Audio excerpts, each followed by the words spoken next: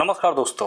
जी हाँ, हमारा देश समस्याओं में फंस चुका है। एसएससी छात्र दिल्ली की सड़कों पर बारिश में प्रदर्शन करते हैं, कोई सुनने वाला नहीं है। अधिकारियों से बात होती है, अधिकारी क्या कहते हैं? अधिकारी कहते हैं ऐसा तो होता रहता है। दूसरी तरफ अगर हम देखें तो भारत पर 25% टैरिफ लग चुका है।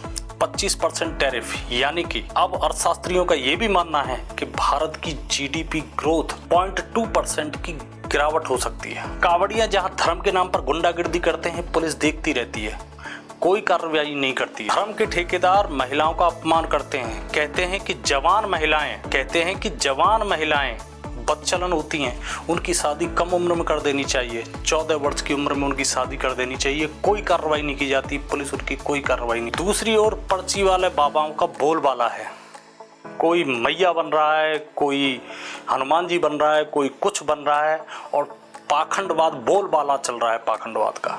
सरकार चुप है, कोई एक्शन नहीं है, कोई कुछ नहीं है। वैज्ञानिक सोच दूर दूर तक हो गई है और कोई भी ऐसी इनोवेटिव आइडिया नहीं आ रही। आपने कभी सोचा ऐसा क्यों हो रहा है? हमारे देश में जो होना चाहिए वो नहीं हो रहा है और जो नहीं होना चाहिए वो हो रहा है।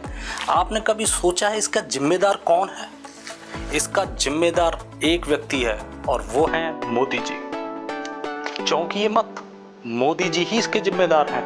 पता है आपने, कुछ समय पहले उन्होंने एक बयान दिया था कि मैं नॉन बाइल माँ के जाने के बाद इन सारे अनुभवों को मैं जोड़ करके देखता तो मैं कन्विंस हो चुका हूँ। गलत हो सकता है, लोग आगे लेफ्ट लोग तो मेरे धज्जियाँ उड़ा देंगे, मेरे बाल नोच देंगे। मैं कन्विंस हो चुका हूँ कि परमात्मा ने मुझे ऊर्जा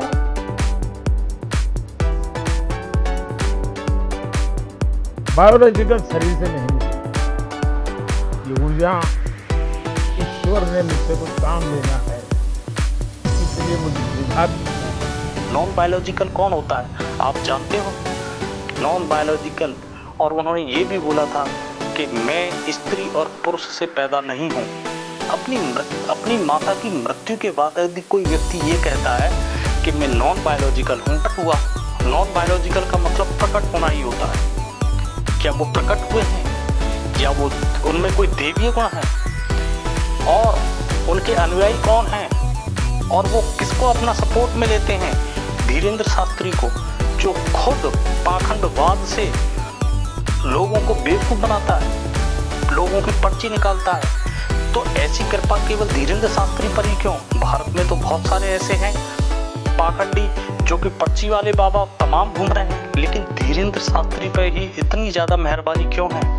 क्योंकि वो सफाई से काम करता है और अभी तक कोई पकड़ा नहीं गया है। हालांकि इस मामले में मोदी जी पहले भी एक ऐसे ही आध्यात्मिक गुरु का समर्थन कर चुके हैं, जिसका नाम है आसाराम, आप सभी जानते हो। उनकी भी कृपा उन पर बरसी थी। केवल वोट के खातिर आप यदि किसी पाखंड का साथ देते हो और भारत की वैज्ञानिक सोच को पीछे करते हो तो इसके जिम्मेदार आप ही हो। और आप खुद अपने बयान से ये कहते हो कि मैं नॉन बायोलॉजिकल हूँ। आप नॉन बायोलॉजिकल करके वो सभी लोगों को, जितने भी जिस भारत में माता बन रहे हैं, जिस भारत में हनुमान जी बन रहे हैं, इस भारत में अलग अलग देवी देवताओं के रोज अपने अवतार हो रहे हैं, इन सब के जिम्मेदार मोदी जी आप हो।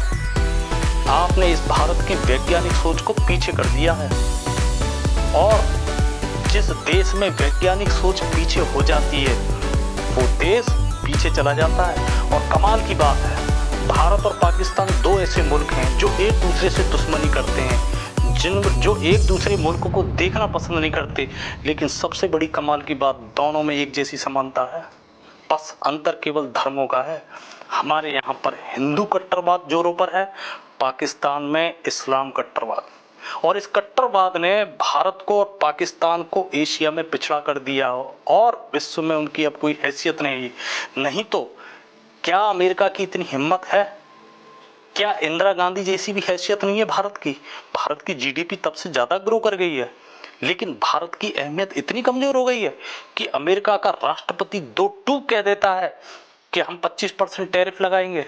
या फिर भारत और पाकिस्तान के युद्ध का डिसीजन अमेरिका करता है और भारत और पाकिस्तान देखते रह जाते हैं? इन दोनों देशों को शर्म आनी चाहिए।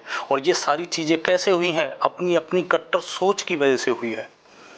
दोनों देश के नागरिकों को ये सोचना होगा, आपने किन अपने जैसे लोगों को चुनकर भेजा है। आपको इस चीज पर गौर करना पड़ेगा।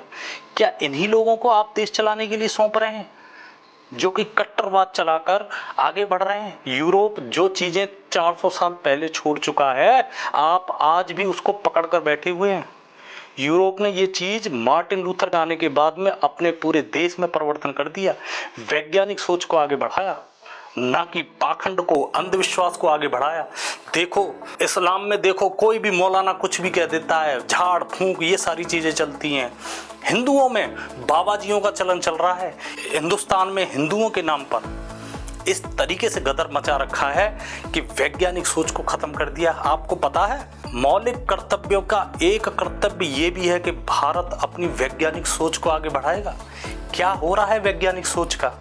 कत्लेआम हो रहा है। और ये सारा कुछ भारत और पाकिस्तान में किस चीज पर हो रहा है? केवल सत्ता प्राप्त करने के लिए, लोगों को कट्टरपंथ बनाने के लिए।